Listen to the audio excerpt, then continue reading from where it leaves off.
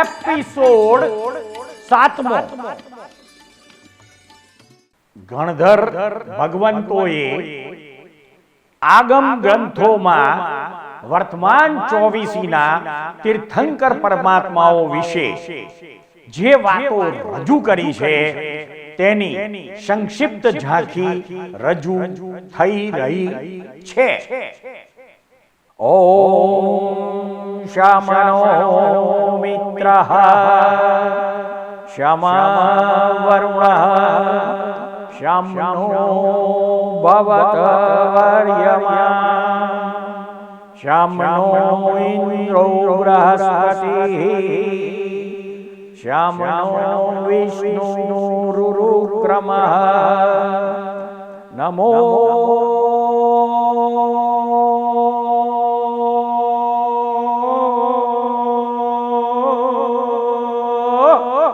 બ્રહ્મણે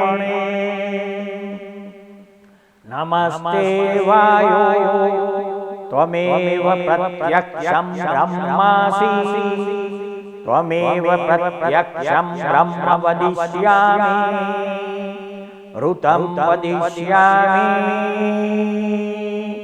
સત્યં વદિષ્યામિ તન્મામવતુ તદવક્તારં વતુ અવતુ મામ અવતુ વક્તારં.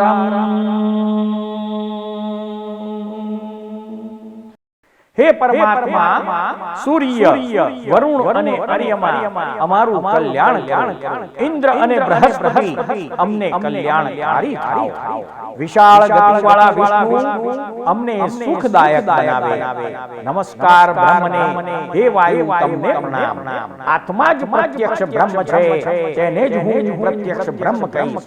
હું યથાર્થ કહીશ, હું સત્ય કહીશ. તે મારું રક્ષણ કરો. તે પરમ તત્વ આચાર્ય રક્ષણ કરો. મારું અને આચાર્ય બંનેનું રક્ષણ કરો.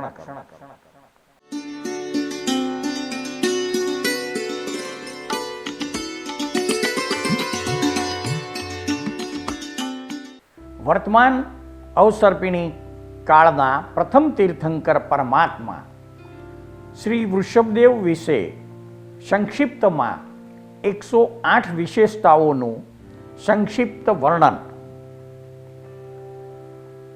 વૃષભદેવના માતા મરુદેવી, જેમની કાયા 525 ધનુષ્યની હતી. પિતા નાભી રાજા, કાયા 525 ધનુષ્યની, પ્રભુનું લાંછન વૃષભ અર્થાત લોકભોગ્ય ભાષામાં બળદ, તેમના શાસન યક્ષનું નામ છે ગૌમુખ, પ્રભુના શાસનની યક્ષિણીનું નામ છે ચકીશ્વરી દેવી અથવા અપ્રતિચક્રા, ભગવાનની ઊંચાઈ 500 ધનુષ્ય, શરીરનો વર્ણ સુવર્ણ, પૂર્વ ભવ સંખ્યા 13, પૂર્વ ભવે નામકર્મ વજ્રનાભના ભવમાં, પૂર્વ ભવ નગરી પુંડરીકિણી, જંબુદ્વીપના મહાવિદેહમાં પૂર્વમાં આવેલ પુષ્કલાવતી નગરી, પૂર્વ ભવના ગુરુ વજ્રસેન, પૂર્વ ભવનું દેવ આયુ 33 સાગરોપમ, છેલ્લે સર્વાર્થ સિદ્ધ નામના દેવલોકમાંથી ચ્યવન, પહેલે સ્વપ્ને વૃષભ જોયેલો, ચ્યવન તિથિ મારવાડી પ્રમાણે અષાઢ વદ ચોથ અને ચ્યવન તિથિ ગુજરાતી પ્રમાણે જેઠ વદ ચોથ, ગર્ભકાળ 9 મહિના 4 દિવસ, જન્મનો આરો ત્રીજા આરાના અંતે 84 લાખ પૂર્વ 3 વર્ષ અને 8.5 માસ ઓછા ત્યારે તેમનો અયોધ્યા નગરીમાં જન્મ થાય છે. દેશ કૌશલ, જન્મતિથિ મારવાડી પ્રમાણે ચૈત્ર વદ 8મ અને ગુજરાતી જન્મતિથિ પ્રમાણે ફાગણ વદ 8મ. ભગવાનનો વંશ ઇક્ષ્વાકુ ગણાય છે. ભગવાનનું ગોત્ર કાશ્યપ ગણાય છે. તેમની કુમાર અવસ્થા 20 લાખ વર્ષની હતી. રાજ્ય વ્યવસ્થા 63 લાખ પૂર્વ વર્ષની હતી. તેઓ વિવાહિત હતા. તેમની પત્નીના નામો સુમંગલા અને સુનંદા છે. તેમના પુત્ર, પ્રથમ પુત્ર ભરત અને બાહુબલી સાથે કુલ પુત્રો 100 અને 2 દીકરીઓ, જેમાં બ્રાહ્મી અને સુંદરી. તેમનો ગૃહસ્થકાળ 83 લાખ પૂર્વ ગણાય છે. તેમના માતાની ગતિ મોક્ષમાં ગયા, પિતાની ગતિ નાગકુમાર દેવલોકમાં ગયા. તેમની દીક્ષા તિથિ ચૈત્ર વદ 8મ મારવાડી પ્રમાણે અને ગુજરાતી પ્રમાણે ફાગણ વદ 8મ તે તેમની દીક્ષા તિથિ છે. ભગવાને અયોધ્યા નગરીમાં દીક્ષા લીધી. દીક્ષા ભૂમિ સિદ્ધાર્થ વન કહેવાય છે. સહદીક્ષા સાથે દીક્ષા લેનારા 4000 વ્યક્તિઓ હતા. શિબિકાનું નામ હતું સુદર્શના. દીક્ષાનો સમય હતો બપોર. 4 મુષ્ટિ લોચ. દીક્ષાનું તપ હતું છઠ્ઠ. પ્રથમ પારણા દ્રવ્ય ઇક્ષુ રસ અર્થાત શેરડીના રસથી પારણું થયું. પ્રથમ પારણા નગરી ગજપુર અર્થાત હસ્તિનાપુર હતી. પ્રથમ ભિક્ષાદાતા શ્રેયાંશ કુમાર હતો. તેમનો છદ્મસ્ત કાળ 1000 વર્ષ. કેવળ જ્ઞાન તિથિ મારવાડી પ્રમાણે ફાગણ વદ 11 છે, જ્યારે ગુજરાતી તિથિ પ્રમાણે કેવળ જ્ઞાન મહાવદ 11ને દિવસે થયેલ. કેવળ જ્ઞાનની નગરી અયોધ્યામાં પુરીમતાલ નામની જગ્યામાં તેમને કેવળ જ્ઞાન ઉપજેલ. કેવળ જ્ઞાનની ભૂમિ શકટમુખ ઉદ્યાન ગણાય છે. કેવળ જ્ઞાન સમયે તપ 8મનું હતું અને કેવળ જ્ઞાન વડના વૃક્ષ નીચે થયેલ. ઉત્કૃષ્ટ તપ ભગવાનનું 12 માસના ઉપવાસ ગણાય છે. જ્ઞાન વૃક્ષની ઊંચાઈ 3 ગાઉ ગણાય છે. સંવસરણની ઊંચાઈ 28 કોષ. અશોક વૃક્ષ સાથે પ્રથમ દેશના વિષય યતિ ધર્મ અને શ્રાવક ધર્મ ગણાય છે. તેમના પ્રથમ ગણધરનું નામ વૃષભસેન અને તેમના કુલ ગણધરોની સંખ્યા 84 ગણાય છે. પ્રથમ શિષ્યા અર્થાત સાધ્વી તરીકે બ્રાહ્મીનું નામ ગણાય છે. પ્રથમ મુખ્ય ભક્ત રાજા તરીકે તેમનો પોતાનો જ પુત્ર ભરત ચક્રવર્તી ગણાય છે. તેમના સમયમાં 20,000 કેવળ જ્ઞાનીઓ હતા. 12,750 પર્યવ જ્ઞાનીઓ હતા, મન પર્યાયી જ્ઞાનીઓ. 9,000 અવધિ જ્ઞાની પુરુષો હતા. 4,750 14 પૂર્વધર ધારણ કરનાર પુરુષો હતા. વૈક્રિય લબ્ધિધારી ની સંખ્યા 20,600 હતી. સાધુઓની સંખ્યા 84,000 હતી અને વસ્ત્રો સફેદ હતા. સાધુઓનો સ્વભાવ રુજુ અને જડ હતો. સાધ્વીઓની સંખ્યા 3 લાખ જેટલી હતી. તેમના સમયમાં વાદી મુનિ 12,650 હતા. શ્રાવકની સંખ્યા 3,50,000 હતી. પ્રથમ શ્રાવકનું નામ શ્રેયાંશ રાજા ગણાય છે. શ્રાવિકાની સંખ્યા 5,54,000 હતી. પ્રથમ શ્રાવિકાનું નામ સુભદ્રા હતું.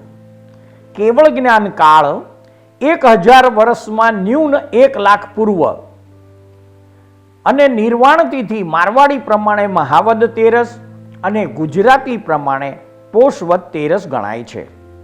નિર્વાણ નક્ષત્ર અભિજીત અને નિર્વાણ રાશિ મકર ગણાય છે. નિર્વાણ સમયે તેમનું આસન યોગની ભાષામાં પદ્માસન હતું. નિર્વાણ સમયે ભગવાનને 6 ઉપવાસના તપ હતા. નિર્વાણ ભૂમિ હિમાલયમાં કૈલાસ પર્વત પર આવેલ અષ્ટાપદ પર્વત. સહનિર્વાણ તેમની સાથે નિર્વાણ પામેલા 10,000 ભવિ જીવો હતા. નિર્વાણ વેળા દિવસના આગલા ભાગે ગણાય છે. અષ્ટાપદ યાત્રા ફળ શું છે તો કે ભાઈ જે વ્યક્તિ પોતાની સ્વયં લબ્ધિથી અષ્ટાપદની યાત્રા કરે તે જીવ તે જ ભવે મોક્ષે જાય છે. કુલ દીક્ષા પર્યાય તેમનો 1 લાખ પૂર્વ ગણાય છે. આયુષ્ય વૃષભદેવ ભગવાનનું 84 લાખ પૂર્વ.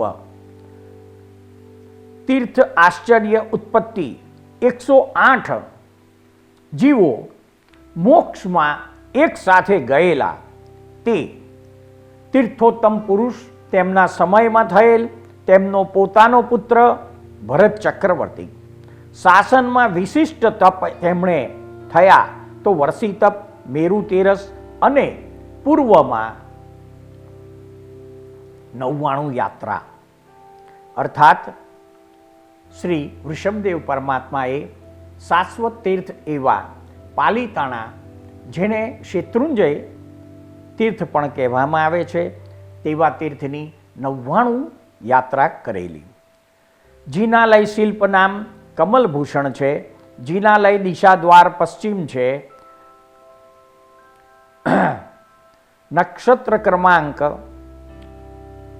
21-3 સ્વરાશિ ધન. રાશિ સ્વામી ગુરુ. રાશિ ગણ માનવ. રાશિ યોની નુકુલ. રાશિ તત્વ અગ્નિ અને રાશિ જાતિ ક્ષત્રિય ગણાય છે. તેમને જન્મ કુંડળી માં વૃશ્ચિક લગ્ન ઉદિત હતું. તેમનો જન્મ સમય મધ્યરાત્રિના 12 પછીનો ગણાય છે. તેમની જન્મ કુંડળીમાં વૃશ્ચિક રાશિના મંગળ અને રાહુ વિદ્યમાન હતા. તેમની જન્મ રાશિ ધનુ અર્થાત ધન હતી. બીજા સ્થાનમાં ધનનો ચંદ્ર હતો. ત્રીજા સ્થાનમાં મકર રાશિ, ચોથા સ્થાનમાં કુંભના સૂર્ય બુધ હતા, પાંચમા સ્થાનમાં મીન રાશિનો સ્વગૃહી ગુરુ હતો, શુક્ર, ગુરુ નહીં પરંતુ શુક્ર પાંચમા સ્થાનમાં મીન રાશિનો ઉચ્ચનો શુક્ર હતો, છઠ્ઠા સ્થાનમાં મેષ રાશિ, સાતમા સ્થાનમાં વૃષભ રાશિના ગુરુ અને કેતુ હતા, આઠમા સ્થાનમાં મિથુન રાશિ, નવમા સ્થાનમાં કર્ક રાશિ, દસમા સ્થાનમાં સિંહ રાશિનો શનિ હતો, 11મા સ્થાનમાં કન્યા રાશિ અને 12મા સ્થાનમાં તુલા રાશિ હતી. તેમની જન્મ કુંડળીમાં મંગળ લગ્ન સ્થાનમાં સ્વગૃહી હોવાથી રુચક નામનો યોગ થાય છે તથા ચોથા અને 10મા સ્થાનના માલિકો પરિવર્તન યોગમાં હોવાથી, અર્થાત ચોથા સ્થાનનો માલિક શનિ 10મા સ્થાનમાં બેઠેલો છે અને 10મા સ્થાનનો માલિક સૂર્ય ચોથા સ્થાનમાં બેઠેલો છે. બે ગ્રહો સ્વગૃહી હોવાથી, પરિવર્તન યોગમાં હોવાથી સ્વગૃહી જેવું ફળ આપે છે. તેમની કુંડળીમાં શુક્ર ઉચ્ચનો પંચમ સ્થાનમાં હાજર છે. ગુરુ શુક્રના ઘરમાં અને શુક્ર ગુરુના ઘરમાં, અર્થાત ગુરુ અને શુક્ર પણ પરિવર્તન યોગમાં હોવાથી સ્વગૃહી જેવું ફળ આપે છે. તો કે ભાઈ જન્મ કુંડળીની અપેક્ષાએ સામાન્ય નિયમ એવો છે કે તીર્થંકર પરમાત્માના બધા જ ગ્રહો બળવાન હોય તો કે ભાઈ લગ્નમાં મંગળ લગ્ન સ્થાનનો માલિક સ્વગૃહી છે, ચોથા અને 10મા સ્થાનના પરિવર્તન યોગથી ચોથા અને 10મા સ્થાનના માલિકો પણ સ્વગૃહી બને છે. 5મા અને 7મા સ્થાનના માલિકો, અર્થાત પંચમ સ્થાનનો માલિક ગુરુ સપ્તમ સ્થાનમાં બેઠો છે અને સપ્તમ સ્થાનનો માલિક 5મા સ્થાનમાં શુક્ર બેઠો છે, એટલે ગુરુ અને શુક્ર પણ સ્વગૃહી બને છે. આમ વૃષભદેવ પરમાત્માની જન્મ કુંડળીમાં 5 ગ્રહો સ્વગૃહી બને છે. 9માંથી 5 ગ્રહો સ્વગૃહી બને છે, તેથી કુંડળીમાં અધિકાંશ બળ પ્રાપ્ત થાય છે. વૃષભદેવ પરમાત્માનો 108 પ્રકારે સંક્ષિપ્ત પરિચય રજૂ થયો. શ્રી વૃષભદેવ પરમાત્માનો જન્મ અયોધ્યા નગરીમાં શ્રી નાભી રાજા અને માતા મરુદેવીની કુખે ગુજરાતી તિથિ પ્રમાણે ફાગણ વદ આઠમ અને મારવાડી તિથિ પ્રમાણે ચૈત્ર વદ આઠમના રોજ થયેલો. તેમનો વંશ ઇક્ષ્વાકુ ગણાય છે અને ગોત્ર કાશ્યપ ગણાય છે. જન્મતાની સાથે 4 અતિશયો અને ધાવ માતાઓ સ્વરૂપ અપ્સરાઓ દ્વારા પાલન પોષણથી કુમાર તથા યૌવન અવસ્થા પ્રાપ્ત થઈ અને ત્યાર પછી તેમના પિતાશ્રી નાભી રાજાએ તેમને સુમંગલા તથા સુનંદા નામની કન્યા સાથે પરણાવ્યા. સામાન્ય રીતે તીર્થંકરોના જન્મથી નિર્વાણ સુધીની બધી જ વ્યવસ્થા સૃષ્ટિના એક ક્રમ પ્રમાણે દેવી દેવતાઓ જ ગોઠવતા હોય છે. તેમના લગ્ન સાથે આ પૃથ્વી ઉપર વિવાહની વિધિ પ્રચલિત બની હતી. લગ્ન પછી વૃષભદેવ પરમાત્માએ મોહનીય કર્મ મુજબ અનાસક્ત ભાવે ભોગો ભોગવ્યા. ત્યારબાદ સુમંગલા જીની કુક્ષીમાં સર્વાર્થ સિદ્ધ વિમાનમાંથી ચવીને જે જીવ આવ્યો તે વખતે સુમંગલાજીએ 14 મહાસ્વપ્નો જોયા. તેથી તે બાળક પ્રથમ ચક્રવર્તી રાજા થશે તેમ શ્રી વૃષભદેવે શ્રી મંગલાને જણાવ્યું.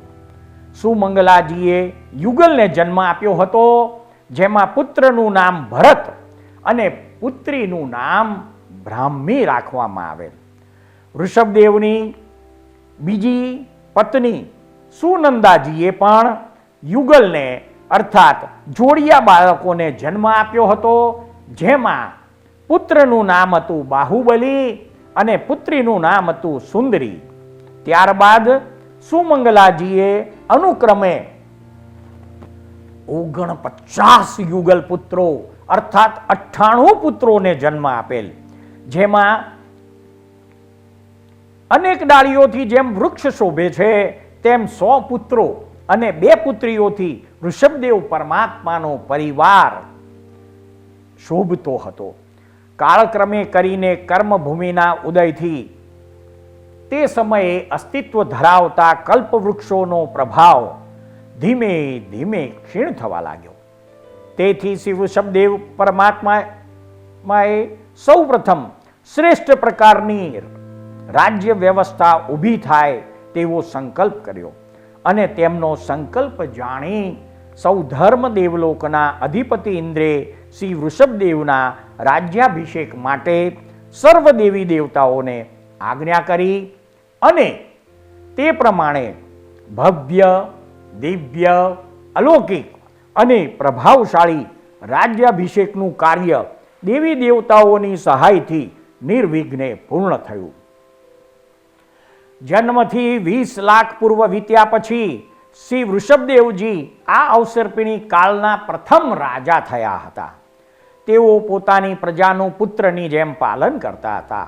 કાળના પ્રભાવથી મનુષ્યના મનોગત ભાવોમાં દુર્બળતા અને હીનપણું તથા દુષ્ટતા આવવા લાગી. સંઘર્ષ થવા લાગ્યો. કશાયો, ક્રોધ, માન, માયા ધીમે ધીમે પ્રગટ થવા લાગ્યા. તેથી સજ્જનોને બચાવવા અને દુષ્ટોનું દમન કરવા માટે યોગ્ય મંત્રીઓની નિમણૂક કરવામાં આવી. ચોર વગેરેથી પ્રજાને બચાવવા માટે આરક્ષકોની નિમણૂક કરી. અશ્વોનું દળ, હાથીઓની સેના, રથ સેના તથા સૈનિક સેના આ પ્રમાણે 4 પ્રકારની સેના બનાવી અને બળવાન સેનાપતિઓની નિમણૂક કરી. ગાય, બળદ, ભેંસ વગેરે પશુઓને પણ ઉપયોગમાં લીધા. કેટલાક સમય પછી કલ્પવૃક્ષ નાશ પામ્યા અને સામાન્ય વૃક્ષો પૃથ્વી ઉપર ઉગવા માંડ્યા. તે સમયે લોકો કંદમૂળ, ફળ, ઘઉં અને ચણા જેવા અનાજ કાચા અને છોડા સહિત જ ખાઈ જતા હતા. કાચા અનાજ ખાવાથી તેમની પાચન ક્રિયા બગડી અને પેટમાં ગરબડ ઉત્પન્ન થઈ. ત્યારે તેઓ ઋષભદેવ રાજાની પાસે આવ્યા અને નિવેદન કર્યું. ત્યારે રાજાએ સૌ પ્રજાજનોને આજ્ઞા આપી કે ધાન્યને સાફ કરીને છોડા દૂર કરીને ખાઓ તેમ સમજાવ્યું. કેટલાક દિવસ પછી એ પણ ન પચ્યું. પાછા ફરીથી ફરિયાદ આવી. ત્યારે ઋષભદેવ પરમાત્માએ જનસમૂહ પ્રજાને અનાજને પાણીમાં પલાળીને નરમ થાય પછી ખાવાનું સૂચવ્યું. કેટલાક દિવસ પછી પલાળેલું અનાજ પણ પચવાનું બંધ થઈ ગયું. ત્યારે રાજાએ પલળેલા અનાજને મુઠ્ઠી કે બગલમાં દબાવીને શરીરની ગરમી આપીને ખાવાની સલાહ આપી. જ્યારે પણ આ કાર્યમાં પણ મુશ્કેલી આવી ત્યારે લોકો દુઃખનો અનુભવ કરવા લાગ્યા. ત્યાર પછી અગ્નિ ઉપર શેકીને ખાવાની સૂચના આપી, પરંતુ ધાન્ય બળી જતું હતું. તેથી વૃષભદેવ રાજાએ માટીના વાસણ બનાવનાર કુંભારનું સર્જન અને માટીના વાસણમાં ધાન્ય પકાવીને ખાતા શીખવું. ત્યાર પછી ઘર બનાવવાની, વસ્ત્ર નિર્માણની કળા, કેશ કળા, ચિત્રકળા, અન્ન પેદા કરવા માટે ખેતી અને વેપાર વગેરે લોકોને શીખવ્યા. શામ, દામ, દંડ અને ભેદ એવા 4 ઉપાયોથી નાગરિક તેમજ રાષ્ટ્રીય વ્યવસ્થાનું નિર્માણ કર્યું. પોતાના સૌથી મોટા પુત્ર ભરતને 72 કળાઓ શીખવી. ભરતે પોતાના અન્ય ભાઈઓને પણ આ કળાઓનું શિક્ષણ આપ્યું. બાહુબલીને હાથી, ઘોડો, સ્ત્રી અને પુરુષના લક્ષણોનો બોધ આપ્યો. બ્રાહ્મીને જમણા હાથે 18 પ્રકારની લિપિ લખતા શીખવાડી અને સુંદરીને ડાબા હાથથી ગણિત, તોલમાપ વગેરે શીખવ્યા અને તેમાં મણી વગેરેનો ઉપયોગ કેવી રીતે કરવાનો છે તે વિદ્યા શીખવી. વૃષભદેવ રાજાના આદેશથી વાદ પ્રતિવાદીના વિચારો રાજા, અધ્યક્ષ અને કુલગુરુની સાક્ષીએ થવા લાગ્યા. ધનુર્વેદ, આયુર્વેદ, અર્થશાસ્ત્ર અને યુદ્ધ વગેરે તથા માતા, પિતા, ભાઈ, પત્ની વગેરે સંબંધોની તે સમયથી ધીરે ધીરે પૃથ્વી ઉપર શરૂઆત થઈ. પ્રભુનો વિવાહ જોઈ તે પ્રમાણે વિવાહ પ્રથા પણ ચાલુ થઈ. ત્યાર પછી ઉગ્રકુળ, ભોગકુળ, રાજ્યકુળ અને ક્ષત્રિય કુળ એવા 4 પ્રકારે ભગવાને કુળની રચના કરી. ઉગ્રદંડના અધિકારી આરક્ષકને ઉગ્રકુળ, મંત્રી બનાવ્યા.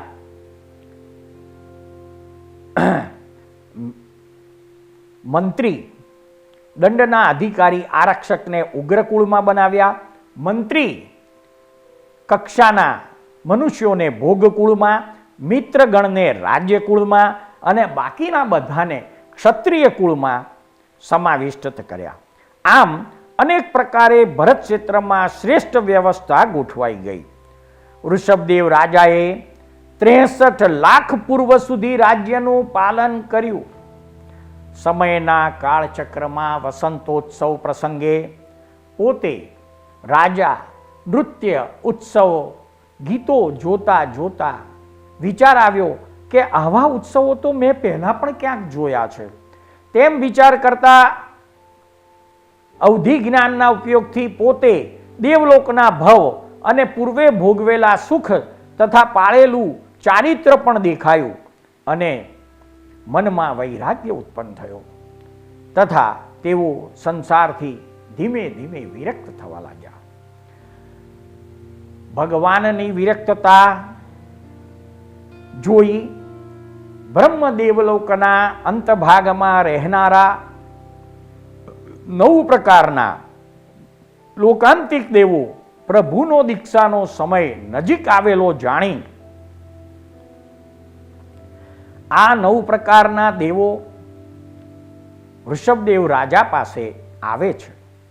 તેઓના નામો આ મુજબ છે: સારસ્વત, બીજા આદિત્ય, ત્રીજા વનહિ, ચોથા અરુણ, પાંચમા ગર્દતોય, છઠ્ઠા તુષિતાસ્વ, સાતમા અવ્યાબાદ, આઠમા મરુત અને નવમા ઋષ્ય છે. આ દેવો એકાવતારી ગણાય છે અને સૃષ્ટિ ચક્રમાં લોકાંતિક દેવોનો એવો નિયમ છે કે જ્યારે જ્યારે આ પૃથ્વી ઉપર જન્મ ધારણ અર્થાત 15 કર્મભૂમિમાં જન્મ ધારણ કરનાર તીર્થંકરોનો દીક્ષા લેવાનો સમય આવે અને 1 વર્ષ બાકી રહે ત્યારે નિયમથી જ તેઓ તે રાજા પાસે આવે છે અને તેમને ધર્મ પ્રતાવવાની પ્રાર્થના કરે છે. આ નિયમ મુજબ આ લોકાંતિક દેવો પ્રભુ પાસે આવીને પ્રણામ, વંદન, નમસ્કાર કરી નમ્ર નિવેદન કરવા લાગ્યા. હે પ્રભુ, ભરત ક્ષેત્રમાંથી નષ્ટ થયેલા મોક્ષ માર્ગ રૂપી ધર્મતીર્થનું આ પ્રવર્તન કરીને ભવ્ય જીવો ઉપર ઉપકાર કરો. આપે લોક વ્યવસ્થા કરીને જનતા અને પ્રજા ઉપર સાંસારિક ઉપકાર તો કર્યો અને નીતિનો ફેલાવો પણ કર્યો. હવે ધર્મતીર્થનો ફેલાવો કરીને પરમ સુખનો માર્ગ ખોલો. આ રીતે નિવેદન કરીને લોકાંતિક દેવો સ્વર્ગમાં પોતાના સ્થાને ચાલ્યા ગયા. સંસારથી વિરક્ત થયેલા વૃષભદેવ રાજા પોતાના સામંતો અને ભરત વગેરે પુત્રોને બોલાવે છે અને બધાની સાથે સંસારનો ત્યાગ કરવાની ભાવના વ્યક્ત કરે છે કે હું નિર્ગંથ સાધુ બનવા ઈચ્છું છું, તેથી આપ સૌ આ રાજ્યની વ્યવસ્થા સંભાળો. અને ભરતને રાજ્ય સંભાળવા માટે વિશેષ પ્રકારે ખૂબ સમજાવી ભરતનો ભવ્ય રાજ્યાભિષેક કરે છે. ભરત સિવાયના બાહુબલી વગેરે 99 પુત્રોને યોગ્યતા અનુસાર અલગ અલગ દેશનું રાજ્ય સોંપી દે છે. ત્યારબાદ ઋષભદેવ સાંવત્સરિક 1 વર્ષ સુધી દેવોની સહાયથી દરરોજ દાન આપવાની શરૂઆત કરે છે.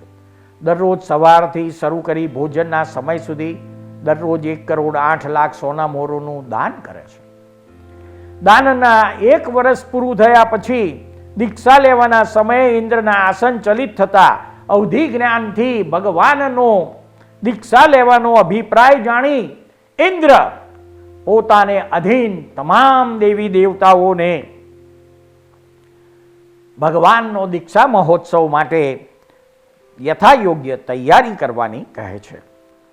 સૃષ્ટિના અદ્ભુત રહસ્યો નામાભિધાનથી અલંકૃત થયેલી સિરિયલના એપિસોડમાં રજૂ થયેલી વાણીને શાંતિથી ધીરજપૂર્વક સાંભળનાર પ્રત્યેક શ્રોતાનો તથા આ સિરિયલ નિહાળનાર પ્રત્યેક દર્શકોનો અમો સાચા અંતસ્કરણપૂર્વક આભાર માનીએ છીએ. જય સચ્ચિદાનંદ.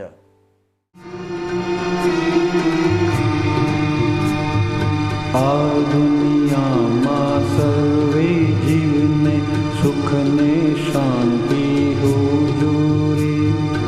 આ દુનિયામાં સર્વે જીવને સુખ ને શાંતિ હુજૂરી.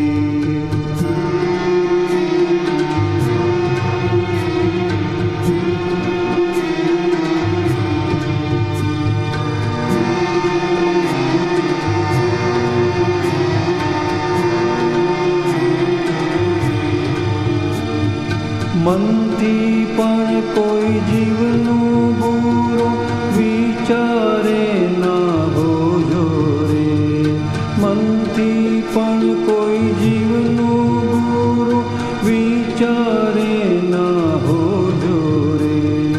સામાન્ય ઉપકારક બુદ્ધિ અહિંસક ચિંતવન હોજો રે. સામાન્ય ઉપકારક બુદ્ધિ અહિંસક ચિંતવન હોજો રે.